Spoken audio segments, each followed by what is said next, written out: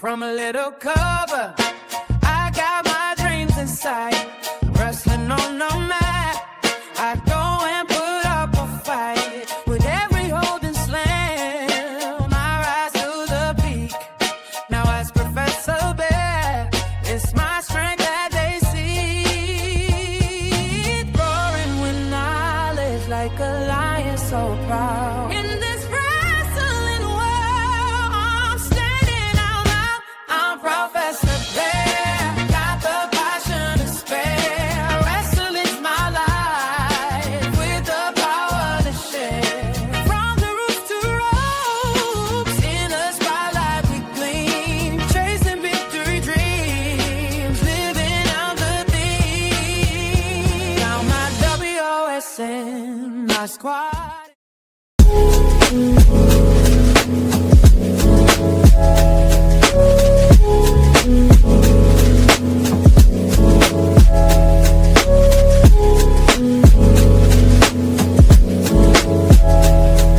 Yeah. Hey, new beginnings on the cusp. Not too old to adjust. Old dog, new tricks. Remember, I was just a pup. Something dirty in my cup. Clean soul.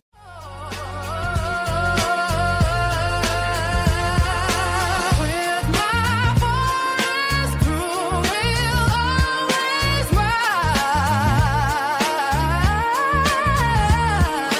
In the wrestling world, one just claim the prize.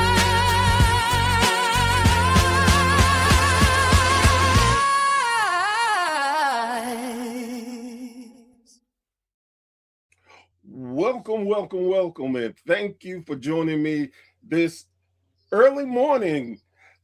I am Professor Bear, and this is A Bear's Thoughts. And today, guys and girls, I have a very special edition of A Bear's Thoughts. This has been such an amazing month, getting to talk to different promotions and finding out what's the common thing for wrestling all around the world. And today I am very blessed and humbled to have Johnny, and Johnny is representing Africa Wrestling Alliance. Yes, you heard me correctly. Africa Wrestling Alliance. This is the second interview that I had from a African country, and I really am happy for this because we get to find out what is wrestling like from across seas. If you are in America listening to this, and if you're around the world, again, maybe you're getting to find out how promotions go from different parts of the country. So I'm very happy about this. Johnny, how are you doing today, my friend? I'm very well. Thank you so much for having me. Oh, no problem. Thank you for being willing to do this. So before we get started, I would like people to look at above Johnny. You will see their logo. Again, in wrestling, there are so many different companies, but have similar names or logos. So we want you to make sure you are going to the right company to follow. And if you see the QR code above me, that will take you to their YouTube page so you can get caught up on their action and learn more about the company. Now, Johnny, my first question I always love to ask my guests is, how did you become a wrestling fan?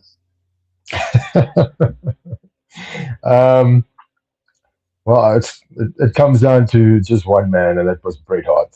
I remember watching wrestling way back many years ago, and my brain just couldn't understand what I was seeing. It was so spectacular. It was so dramatic, and and all of a sudden this guy comes out with this high pitched music and pink tights and these stunning glasses on, and I always like, oh man, I would give my everything just to get a pair of those glasses. Um, and I don't know, I just got hooked. I got hooked from then back in the day. I mean, Bret Hart, Undertaker, Mr. Perfect, those guys, this the golden years of pro wrestling. I definitely understand. Uh, like yourself, I in my household, my father was a wrestling fan, so we all became wrestling fans, whether we wanted to or not.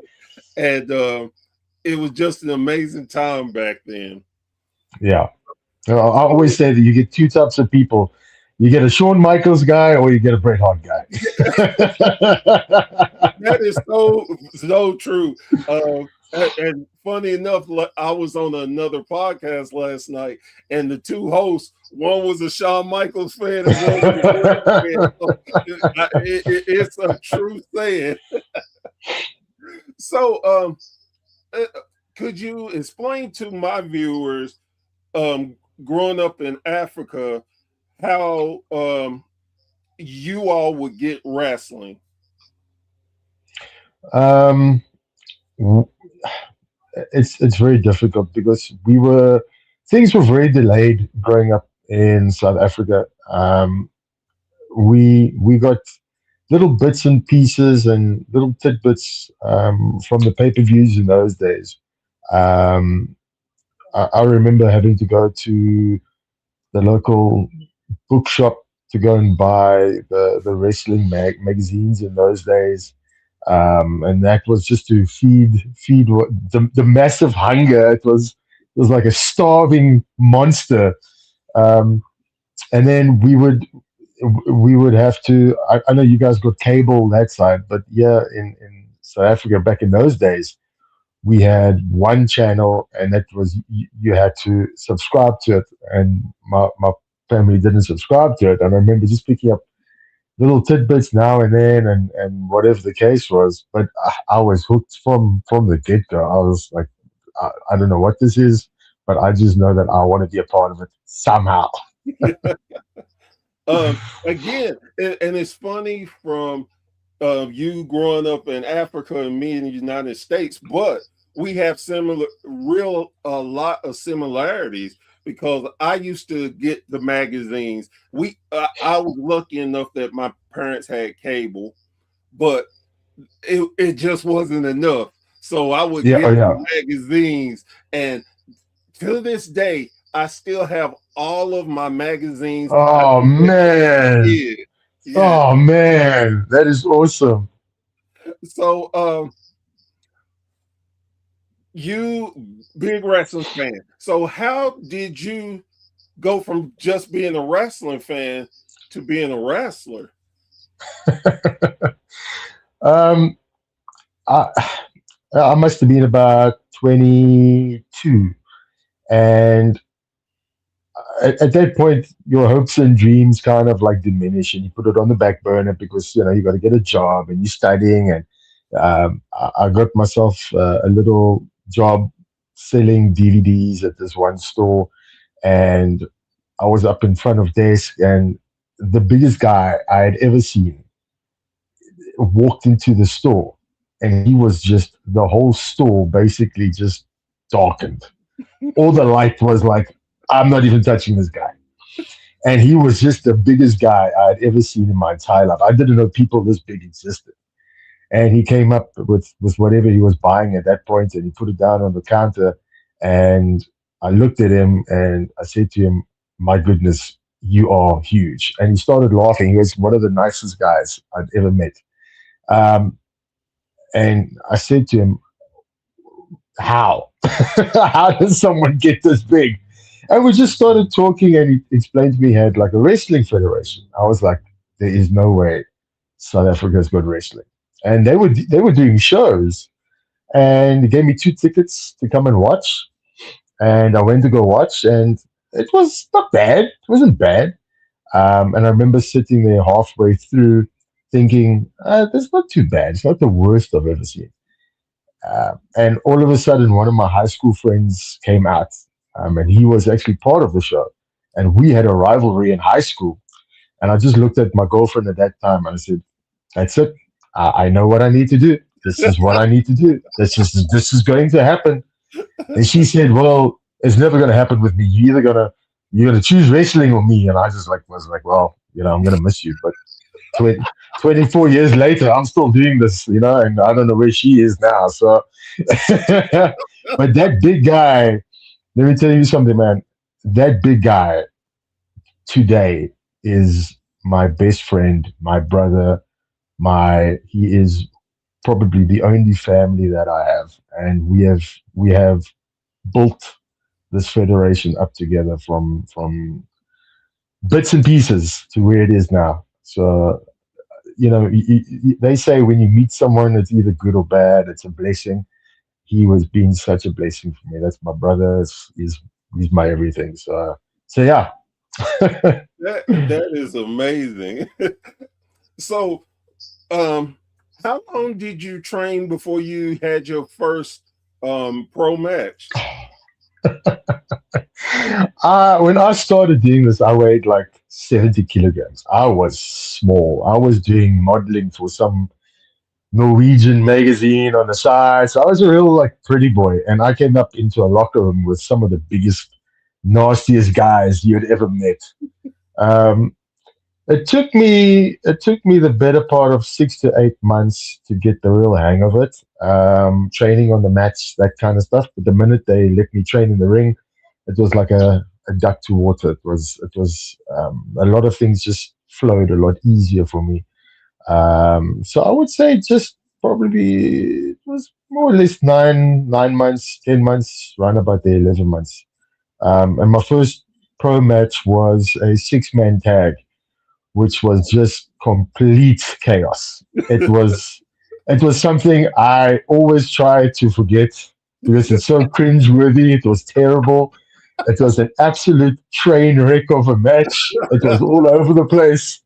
I think the one guy passed out. It was an absolute nightmare. It was Oh terrible. my gosh. Oh my goodness. Yeah. And it's funny because a lot of people, wrestlers that I get a chance to talk to, it's almost like, well, my first match was a battle royal. I was in and out in a couple of seconds. and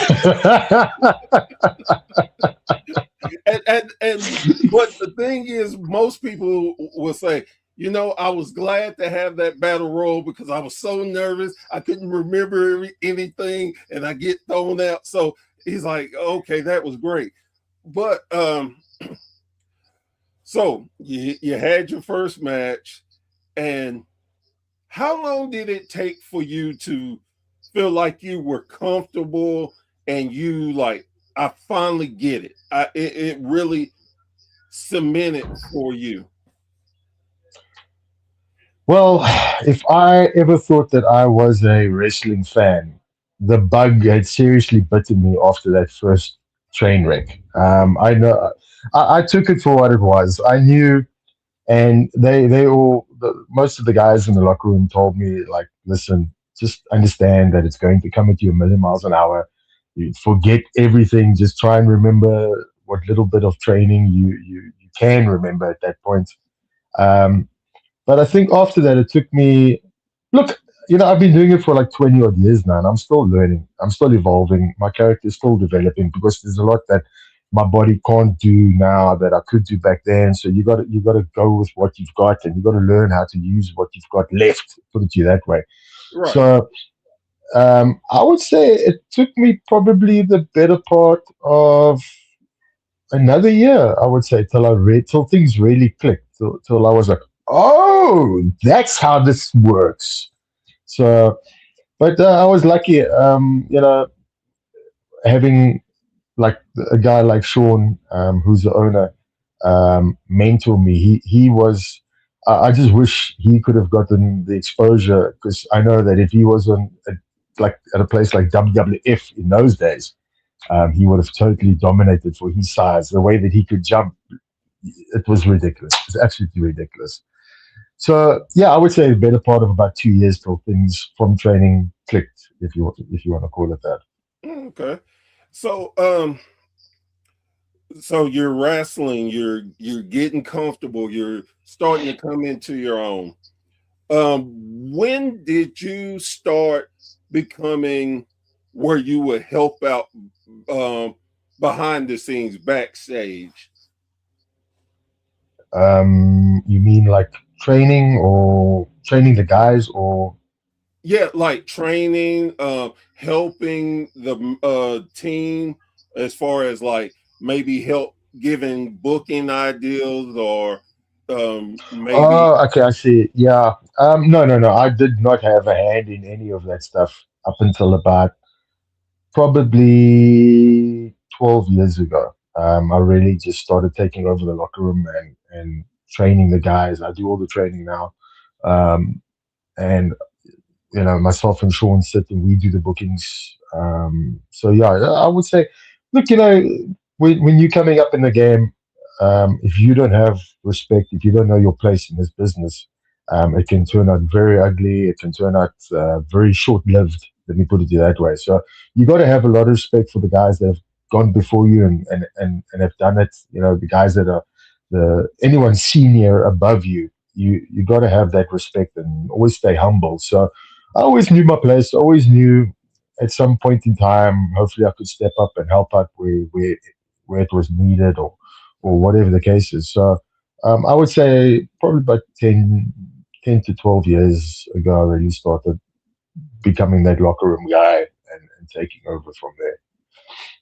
so with well, let me backtrack a little bit. So then with you being comfortable and you starting to come into your own, um how long did it take for you to win your first championship? Phew, probably about 2 years from start of training to then. We were on TV.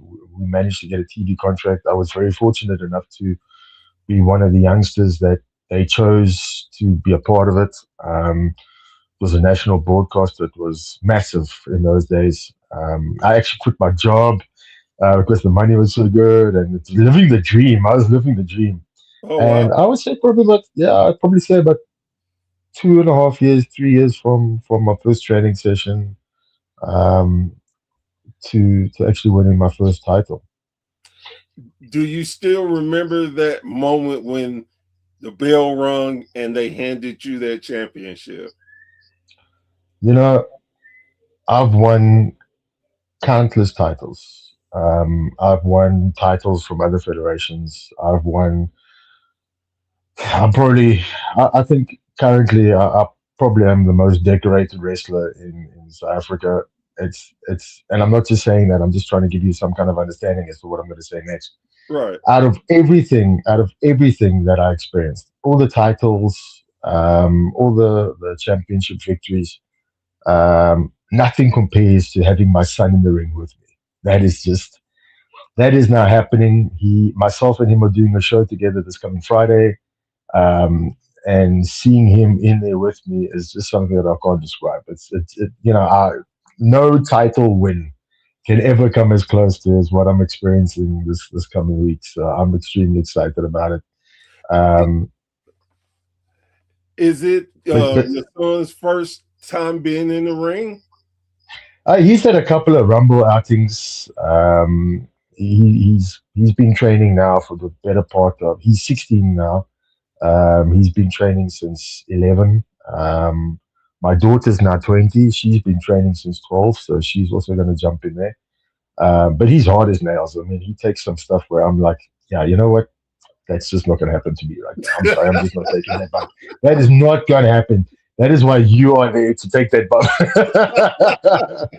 But my first title win was something that I wouldn't ever forget. It was the most unbelievable feeling of putting your body literally through a meat grinder for 2 years and then standing head and shoulders above the competition was just something that I could never ever explain.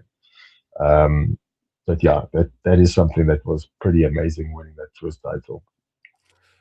So Kind of explain to my viewers on how wrestling differs in Africa versus the US.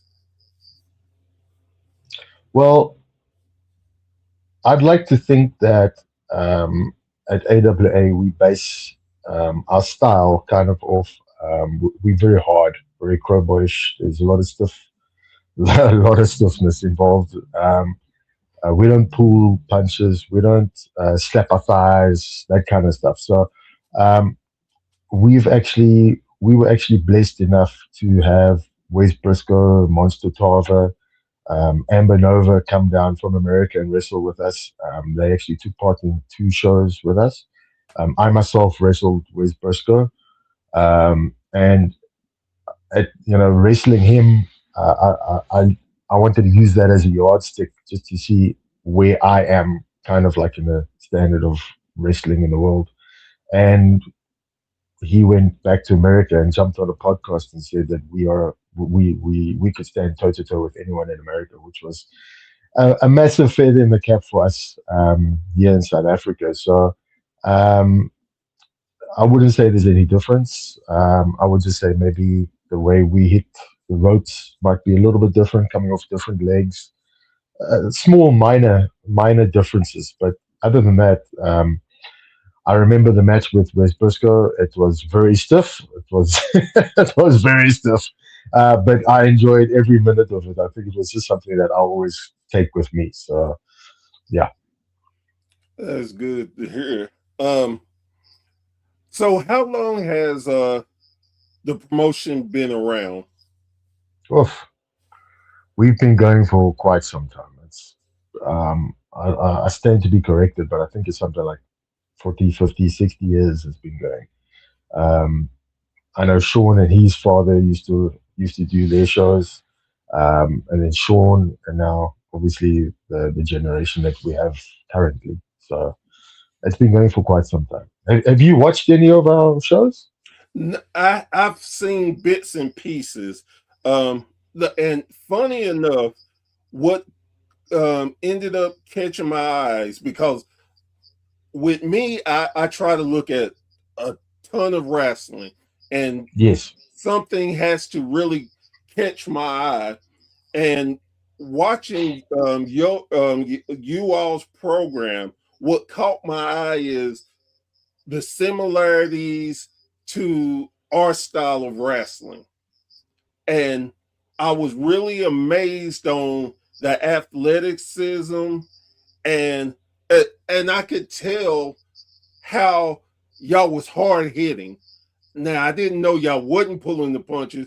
What I was thinking is, man, y'all are very trained very well where you can sell the punch. I didn't Yes. know that y'all were doing that. It definitely caught my attention, and it made me definitely want to reach out. And a matter of fact, and I don't even think you know this, that I tried to reach out earlier. Well, probably it was the late 2024, about maybe possibly getting y'all to broadcast some stuff in America. I was that impressed with Okay. that stuff. Um, I was, like I said, impressed with it. I thought, man, people will here in America will really enjoy y'all program. Thank you very Uh, much. oh, y'all earned it, definitely.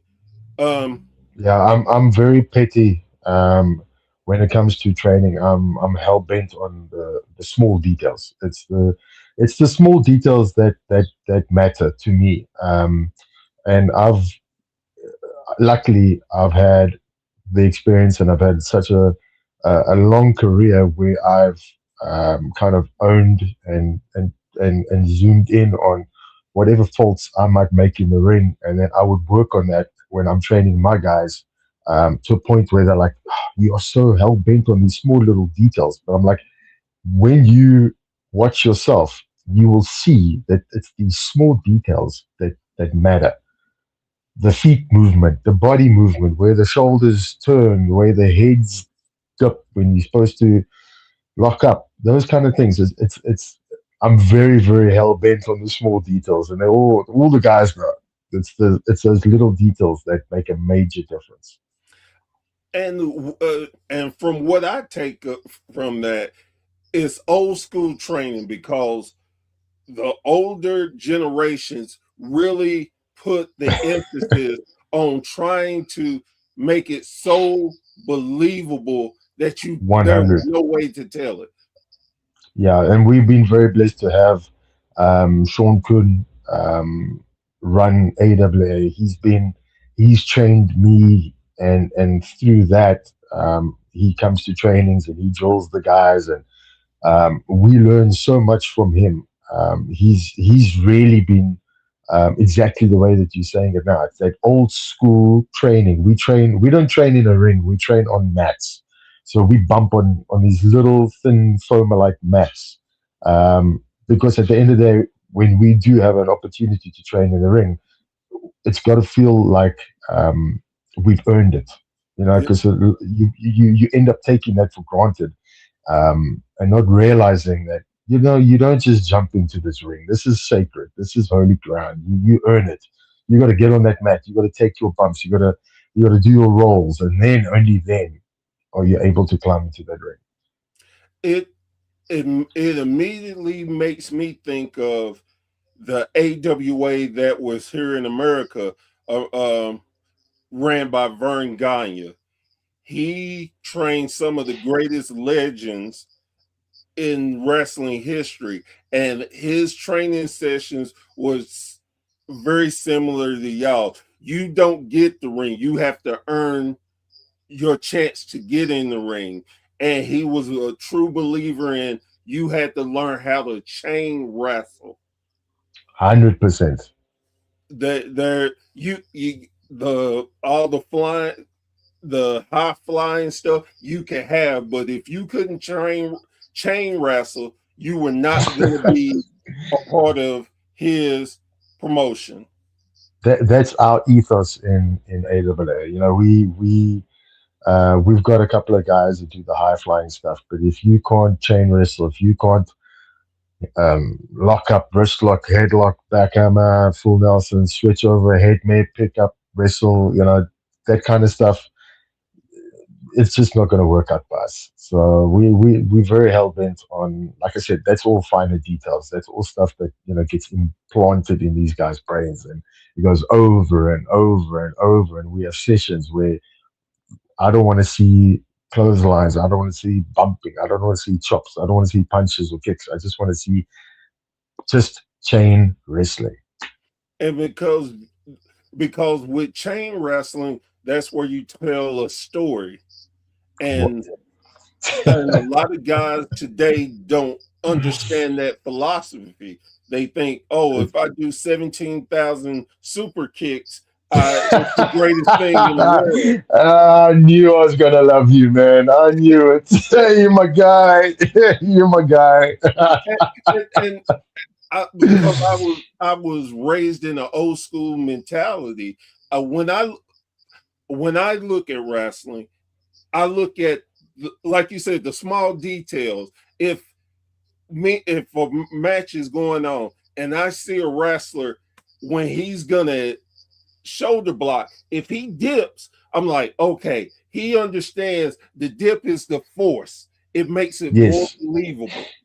And Yes. so I'm very.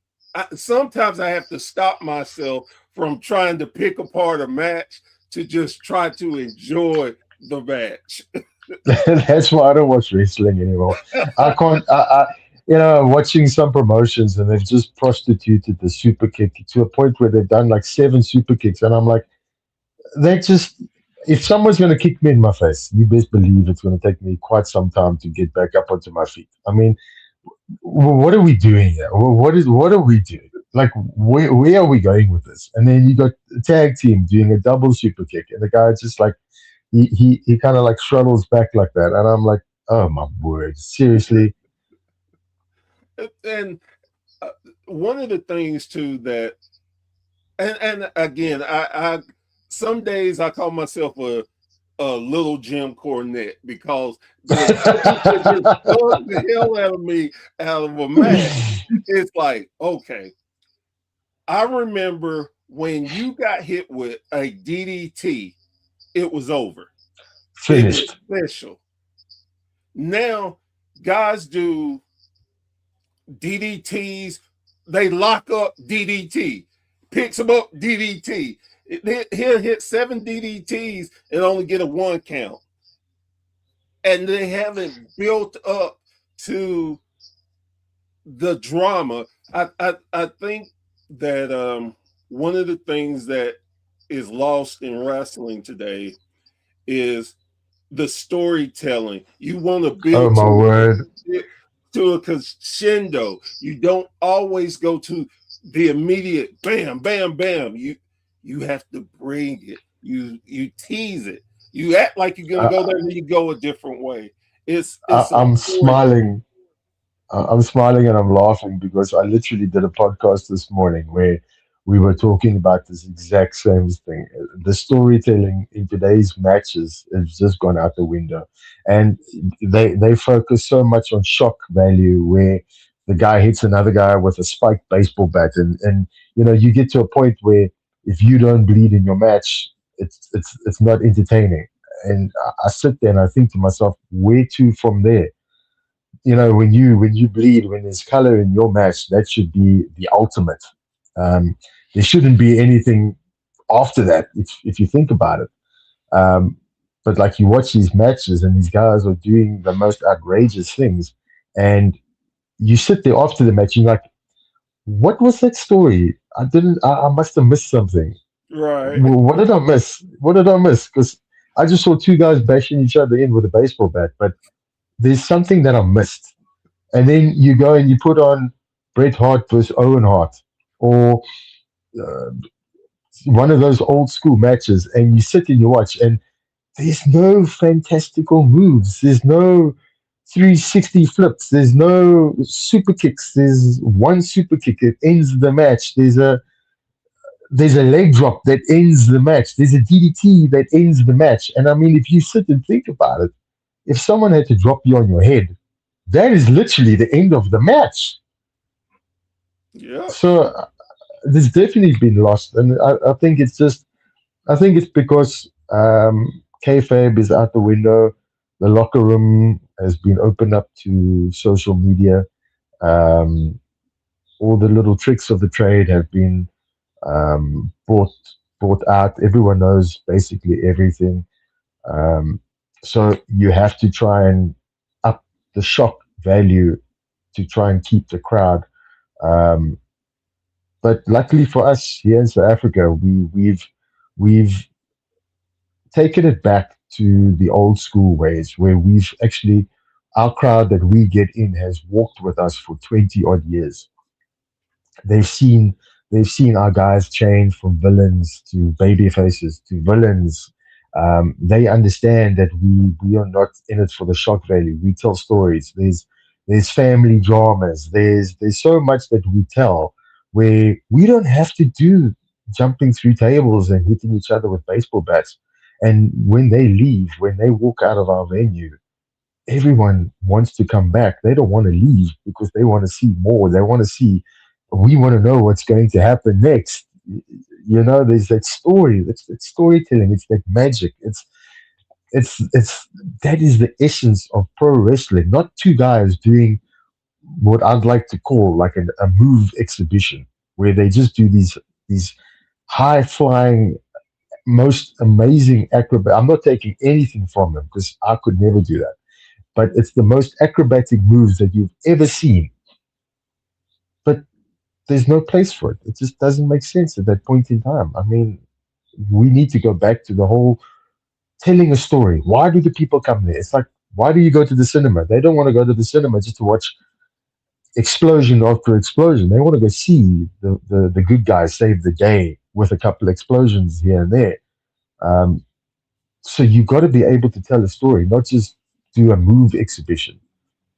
One thing that I really try to get people to understand, because unfortunately, when people say wrestling, they just think wrestling is just a, don't understand that it's a generic term. That Yes. wrestling has so many different sides of the coin, and I like I was me and someone was talking, and I was like, well, WWE has a formula. Their formula is more based in entertainment. Now, Yes. I don't knock them for that. And they can weave in entertainment and sports. They're good at it. But then if you go to AEW, they try to be more old school with a flair of today. So they do build up they build up stories. Now they may do certain moves a few too many times, but it's to tell the story, to Yeah. continue the story. And I was telling someone, I was like, that's why in the South we like traditional wrestling, because it told the story.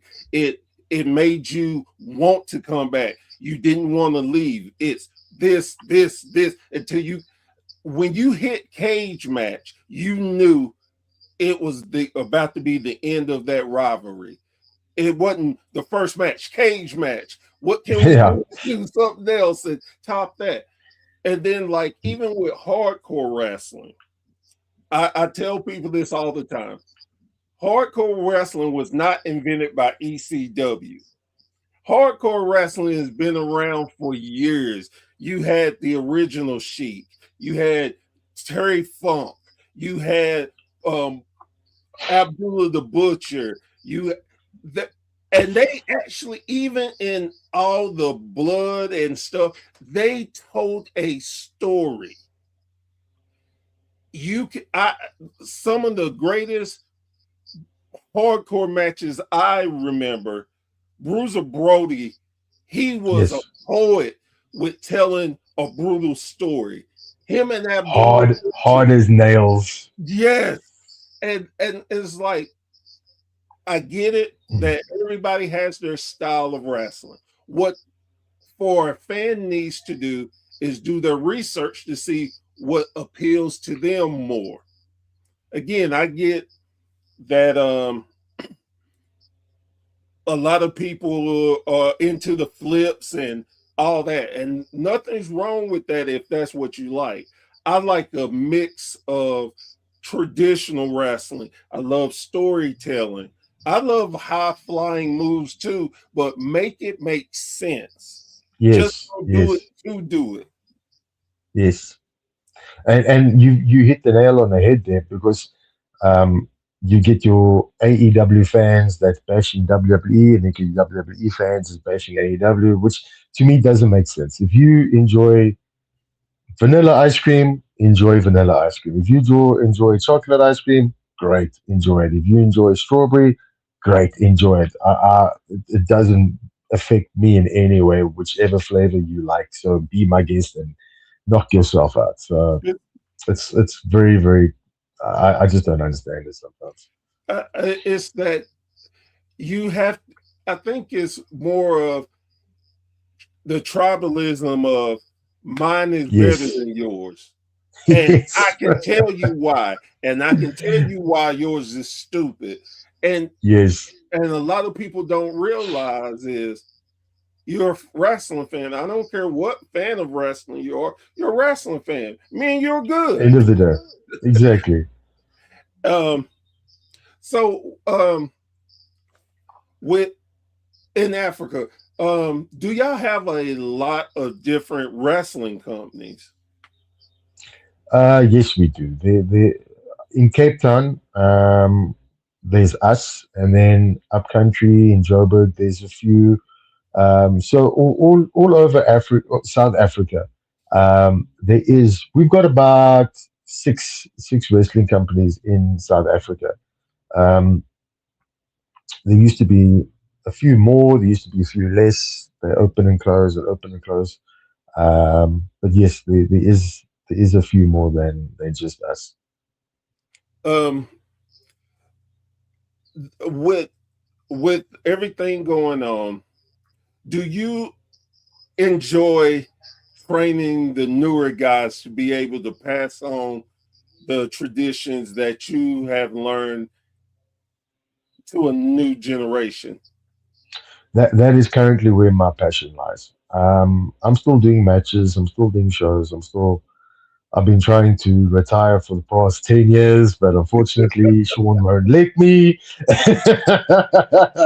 But my passion lies in training the guys, um, trying to help them, especially my younger boys, trying to help them with even life issues. You know, we talk after hours. They message me, ask me for advice. So I'm kind of like a father figure for a few. But my passion definitely lies with training and putting over the younger guys. That's what I love. I've always said, you know, I don't want to go for any more titles or anything like that. um, I just want to wrestle the younger guys coming up and put them over. That is exactly, use my name as a tool, use me as a tool, and you know we're going to grow the youngsters and build them up, and that's exactly what I want to do. It is an amazing thing. Again, I will admit I bash WWE a lot because of things I see that I think they could improve on. And I think Yes, most wrestling fans, we just do that. That's just part of our yes, nature. But yeah, one thing that I've always said about WWE, one of where they're very weak at, is making their mid card wrestlers strong, one because hundred percent, you cannot have you can have a dynamite um, top talent, but if you do not have someone who's able to come up from the mid card, say two of your main guys get hurt, now you have to try to scramble to get someone in those places. If you don't build your mid card guys up where you can make them see, hey, he could be the next star. He's doing well. He's looking like he's ready for that next step. If you don't have that, you weaken your company because you're going to rely on the same people. You I've got a saying. Sorry about that. I've got a saying. A wrestling company is only as strong as its weakest wrestler. And if you understand that, then you get wrestling. If you don't understand that, well, I've got bad news for you. But you are yeah, yeah, 100% right there. you are Even your so-called jobbers, they have to be strong because they need to make that character, the guys that are wrestling them, look strong and get them over. 100%. Um, I'm a big believer in um, knowing your whole company. You cannot be a great company if you don't have great workers. You can't have great workers if you don't have great um, talent scouts.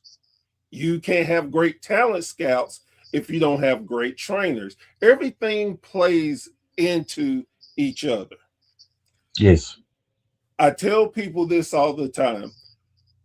Uh, People do not understand that wrestling is the ultimate team sport. It's My word, I said that this morning. You took the words right out of my mouth. I literally said that on a podcast this morning. People and will never understand. because it's true. You can have two of the greatest wrestlers going up against each other, but if you don't have a great referee, that match is going to be crap.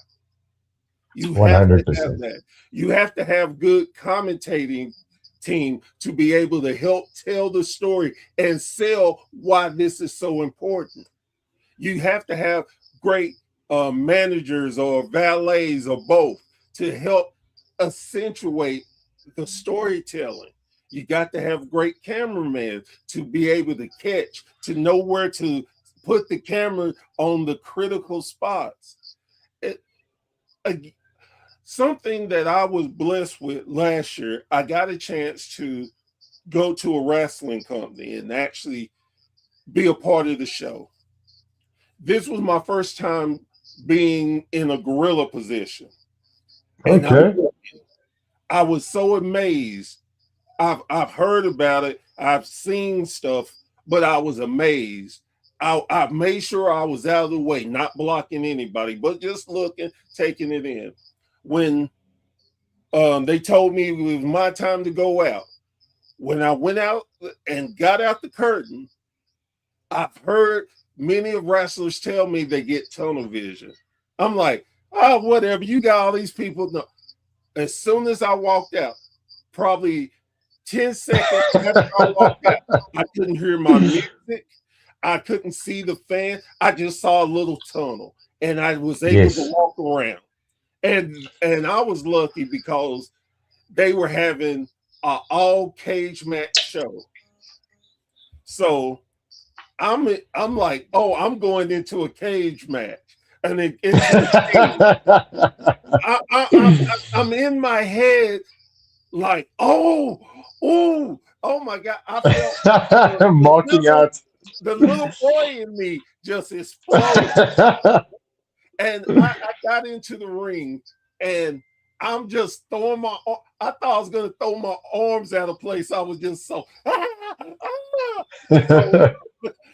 I'm sitting there and they told me what to say. And I'm going, well, I realized I messed up because I didn't say a line right. I immediately caught it in my head.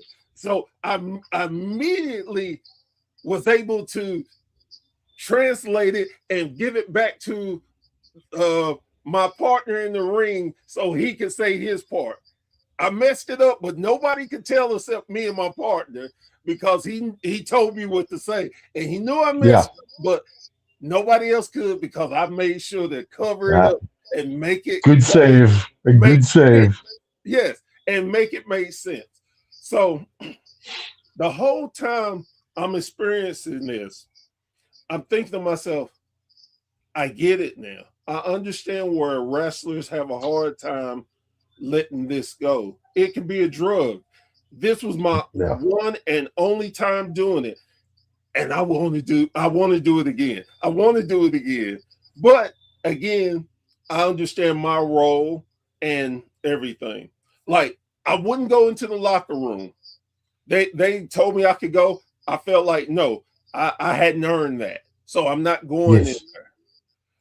Yes. I show so much respect to wrestlers, to people who do anything in wrestling because I respect what they do for the sport I love. So they give me respect because they're like, you're very respectful. I can see how passionate you are. It shows in your mannerism.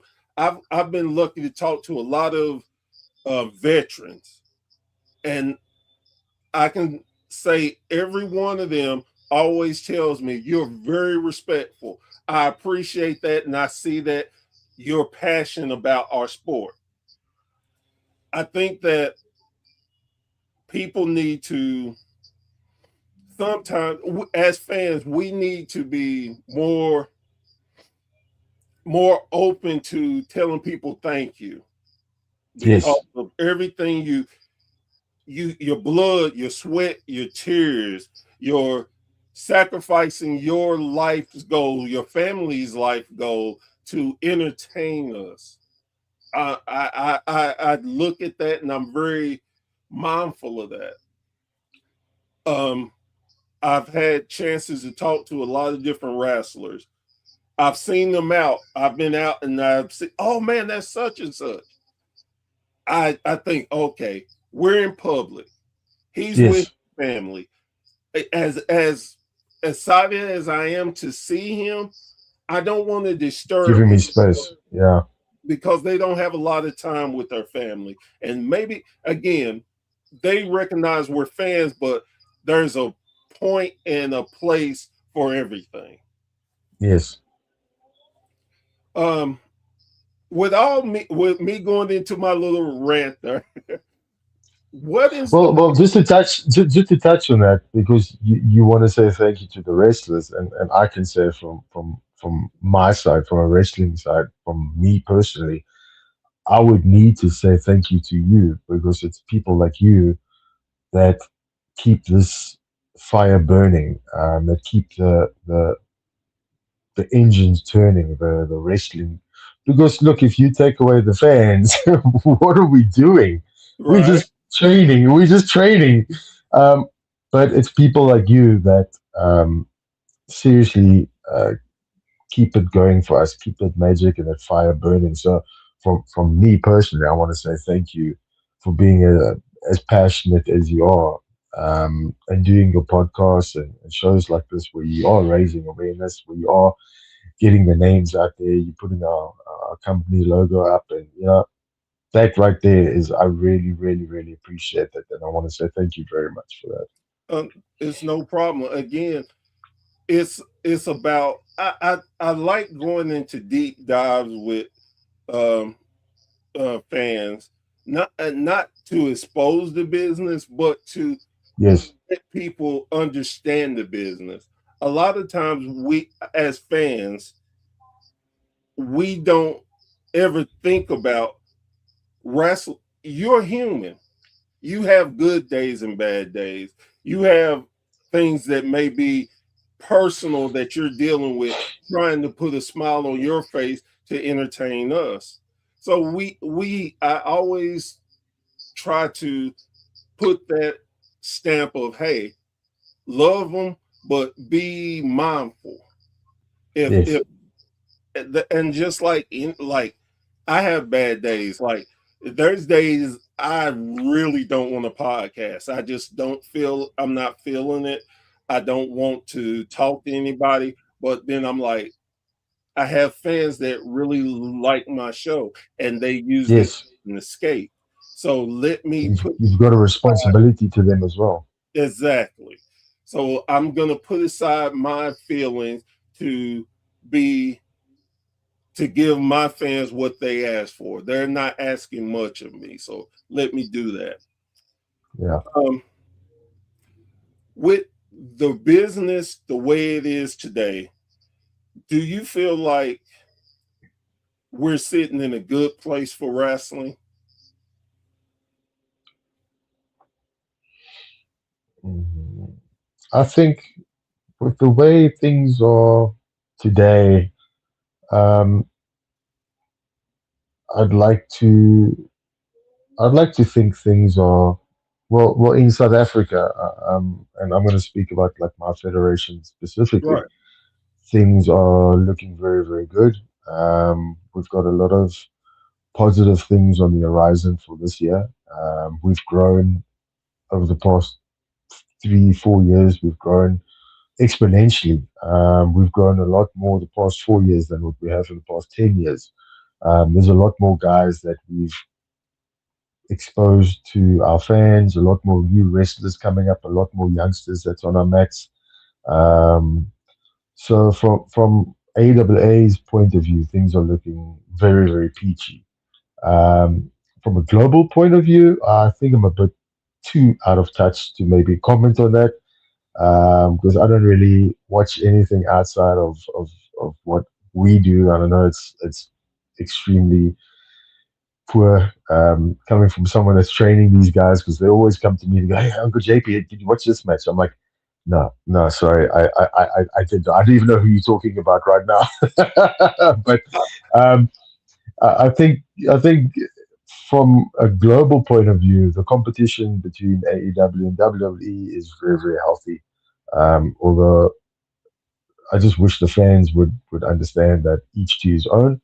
But I do think listen, any competition is healthy. You do need competition, otherwise you become your own worst enemy, with regards of becoming laid back, and just slacking off. If you don't have any competition, then where's the standard? Where's that bar?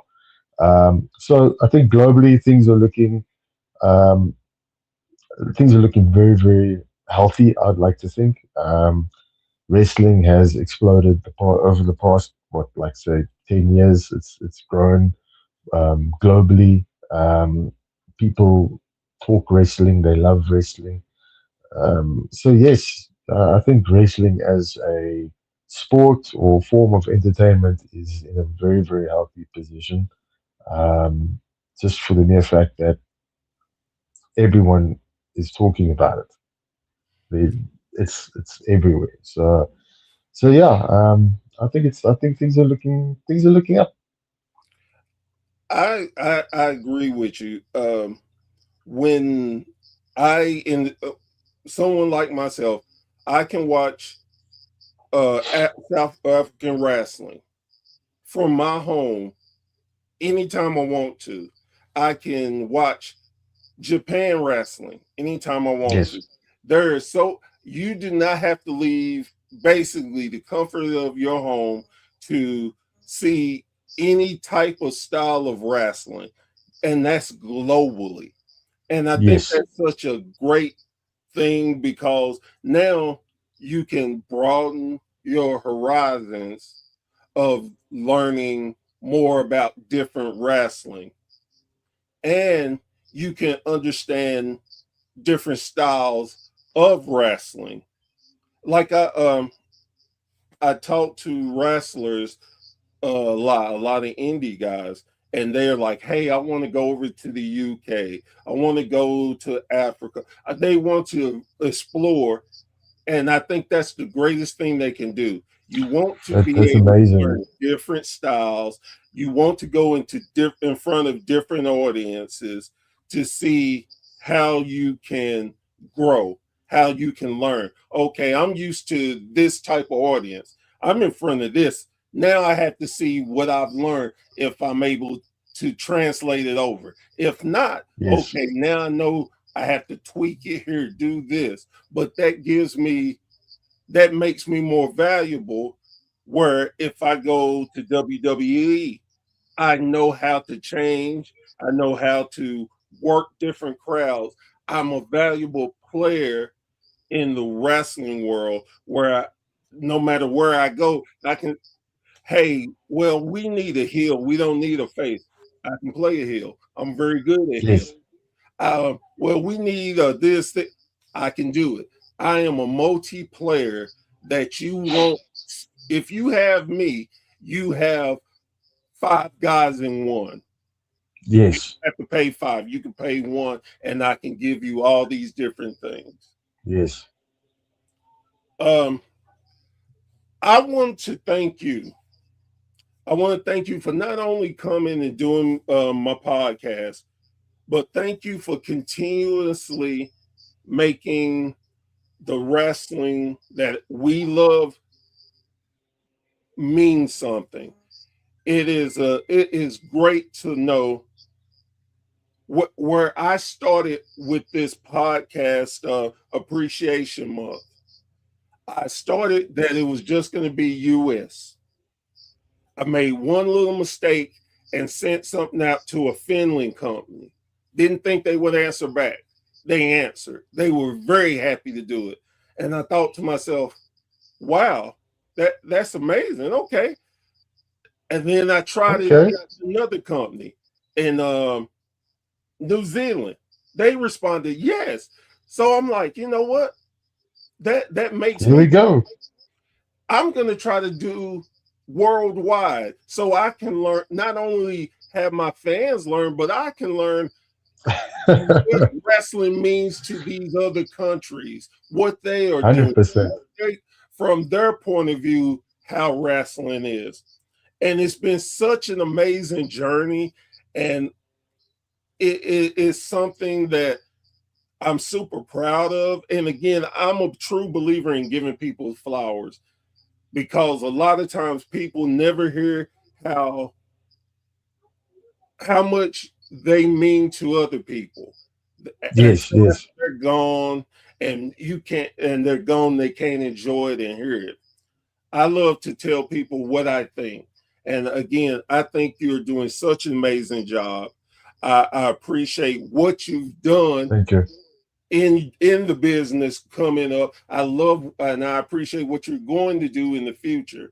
You're keeping wrestling not only alive but healthy, because I know if nothing else, out of all these wrestling promotions in the U.S., if I get burned out, I could easily look at African Wrestling Alliance and know I'm going to get Anytime. great wrestling, and especially the way I love it. So thank you, and thank your company for everything y'all are doing to keep wrestling going. Thanks so much for having us on. It really means a lot. Thank you so much. And I want you to know that anytime you all want to come on, just reach out to me. If it's anything that me or my company, WSN, can do to help y'all, we would be more than willing and happy to do that. Thank you so much. Thanks so much. That really means a lot. All right. Guys, girls, thank you so much for joining us around the campfire. Again, this has been such an amazing journey, and to hear how wrestling is done in Africa. It from no and I think a lot of times we get just thinking wrestling is in one little location or just one country, but wrestling is worldwide.